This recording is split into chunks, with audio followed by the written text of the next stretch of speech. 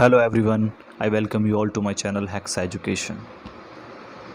तो फ्रेंड्स, आज हम बात करेंगे कि क्यों बहुत सारे लोग कई सालों की जॉब करने के बावजूद भी अपनी इकोनॉमिक कंडीशन में कोई सुधार नहीं कर पाते हैं।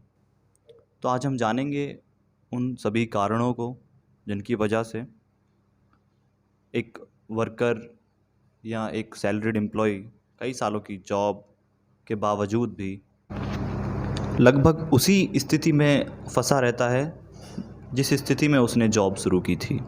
तो फ्रेंड्स, देखते हैं उन सभी कारणों को कि ऐसे कौन से रीजंस हैं जिनकी हम अभी बात करने जा रहे हैं।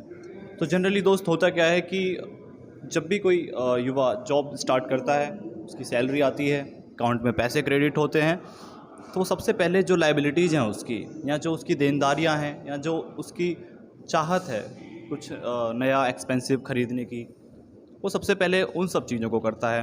और आजकल जो ट्रेंड है वो क्या है कि युवा या एक ऐसे वर्कर या सैलरीड एम्प्लॉय जिनकी सैलरी काफ़ी कम है, लेकिन वो हर साल एक नया एक्सपेंसिव स्मार्टफोन परचेज़ कर लेते हैं। दूसरा है कि कुछ लोग अपने बर्थडे या मैरिज एनिवर्सरी पे चाहे लोन लेके ही करना पड़े, लेकिन शो ऑफ के लिए काफ़ी कुछ करते हैं। हमारी इंडियन सोसाइटी में, जैसा कि आप सभी जानते हैं, कि मैरिज जो एक्सपेंसेस हैं वो बहुत ज़्यादा होते हैं, क्योंकि लोग सोसाइटी को इम्प्रेस करने के चक्कर में काफ़ी सारा कर्ज ओढ़ लेते हैं। तो ये तो दोस्तों मैंने बात की कि ऐसे उन रीजंस की जो इकोनॉमिक कंडीशन लोगों की ख़राब करते हैं। आइए देखते हैं कि क्या सॉल्यूशंस हो सकते हैं इन सब चीज़ों के। हम इन सब चीज़ों को नकार भी नहीं सकते। तो पहला सॉल्यूशन ये है कि देखिए, जब आप जॉब स्टार्ट कर रहे हैं या जब आप अपने लाइफ के अर्निंग फेज में हैं, तो पूरी जो दुनिया है या सोसाइटी है वो आपसे ये एक्सपेक्ट नहीं कर रही होती है कि आपने अभी जॉब स्टार्ट किया, आप अमीर दिखने चाहिए। जैसा कि मैंने यहाँ पे लिखा है कि आप पढ़ पा रहे होंगे कि पैसे के साथ जो आपका व्यक्तिगत अनुभव है वो मात्र 0.0000001% हो सकता है, जो सब कुछ दुनिया में अभी तक हुआ है। यानी कि आपका पैसे के साथ जो एक्सपीरियंस है वो काफ़ी कम है, ओके। लेकिन जो आप काम कर रहे हैं, दुनिया में 80% लोग वही करते हैं। सैलरी आती है, बहुत ज़्यादा खर्चे स्टार्ट कर देते हैं। तो इस बात से हमें ये सीख मिलती है कि जब भी हम अपना करियर स्टार्ट कर रहे हैं तो हम सामान्य दिख सकते हैं, इसमें कोई प्रॉब्लम वाली बात नहीं है। आप सैलरी कमाइए, जॉब कीजिए, लेकिन अपनी ज़रूरतों को पूरा करते हुए थोड़ा हिस्सा अपनी सेविंग्स के रूप में ज़रूर रखिए। ये जो आपकी यंग एज में की गई सेविंग है ना, यही आपके फ्यूचर में बहुत काम आने वाली है। और ये सेविंग आपको लाइफ में इतना सेटिस्फाइड बना सकती है कि आप सोच भी नहीं सकते। दोस्तों, अगला पॉइंट है इसमें फ्रीडम। फ्रीडम का मतलब ये हुआ कि आप जो चाहते हैं, जब आप चाहते हैं, जिसके साथ आप चाहते हैं, जब तक आप चाहते हैं, तब तक कोई भी कार्य या अपना टाइम स्पेंड करने की जो क्षमता है वो प्राइसलेस है, उसका कोई मूल्य नहीं है। और जो आपकी सेविंग है ना, जो आपने अपनी यंग एज में मेहनत करके जो भी पैसा आपने सेव किया, जिस सेविंग वाले पैसे को आपने ग्रो किया, वही पैसा आपको डिविडेंड के रूप में फ्रीडम प्रदान करता है। यानी अगर आपके पास अच्छी खासी सेविंग है तो जीवन के किसी भी पड़ाव में आप फ्यूचर में कोई भी बड़ा रिस्क ले सकते हैं। लेकिन सपोज़ आपके पास सेविंग ही नहीं है, आपके पास उतना रिस्क लेने की क्षमता भी नहीं रहेगी। और यंग लोगों के दिमाग में सबसे बड़ा मिसकंसेप्शन ये रहता है कि यार, अभी तो हमने जॉब स्टार्ट की है, अभी तो हम वो सब करेंगे जो हमने पहले कभी करने का सोचा था, बाकी चीज़ें बाद में देखेंगे, अभी तो लाइफ बहुत बड़ी है, बाद में देखा जाएगा, जो खर्चे आएंगे उसी हिसाब से सैलरी भी हमारी बढ़ जाएगी। लेकिन दोस्तों, यहीं पे आप सबसे बड़ी गलती कर रहे हैं। आप जॉब करते रहेंगे, समय बीतता जाएगा, लेकिन जो आपने सोचा था कि हाँ, बाकी चीज़ें फ्यूचर में मैं अपने आप डील कर लूँगा, वो कभी नहीं होगा। और आप जो सेविंग अपनी जॉब के स्टार्टिंग से ही कर सकते थे, या जो बैकअप आप अपने लिए इकट्ठा कर सकते थे, वो आप नहीं कर पाओगे।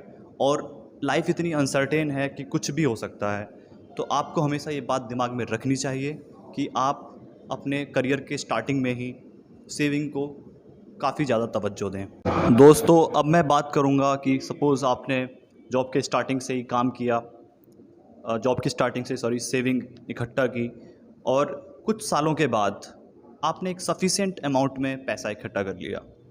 अब आपको सेकंड थिंग ये करनी है कि आप उस पैसे को लग्ज़री वाली चीज़ों में स्पेंड ना करके आप उस पैसे को ग्रो कराएं। ग्रो कैसे करा सकते हैं आप?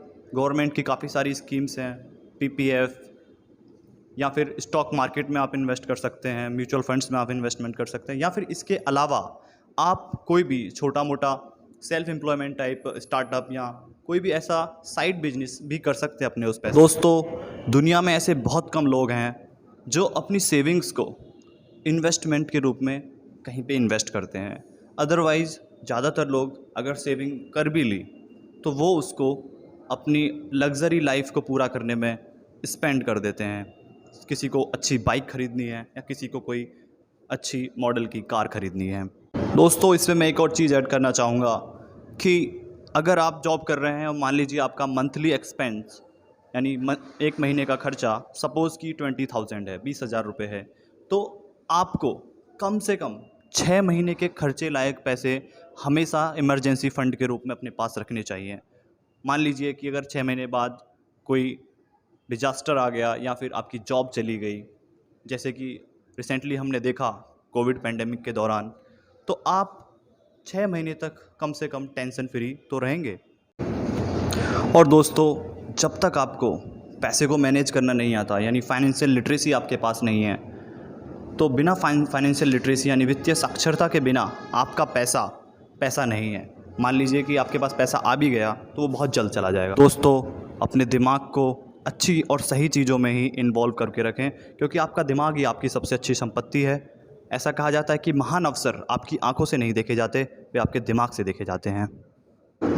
दोस्तों, मैं आप सभी से कहना चाहता हूं कि आप अपना जो आपका खाली टाइम है उसको प्रोडक्टिव तरीके से इन्वेस्ट कीजिए, अपने दिमाग को सही चीज़ों में यूज़ कीजिए, खाली टाइम में नए स्किल डेवलप कीजिए और नई नई चीज़ें सीखते रहिए। तो गाइज़, अगर आप चाहते हैं कि मैं ऐसी ही नॉलेजफुल वीडियो आप सभी के लिए लेके आऊँ कि पैसा कैसे सेविंग करें, कैसे आप अपने पैसे को ग्रो करें, या फिर पैसे का मनोविज्ञान क्या है, ऐसी अलग अलग टॉपिक्स पे अगर आप जानकारी चाहते हैं तो कृपया मेरे इस चैनल को लाइक कीजिए, वीडियो को लाइक कीजिए, शेयर कीजिए और मेरे चैनल को सब्सक्राइब कीजिए।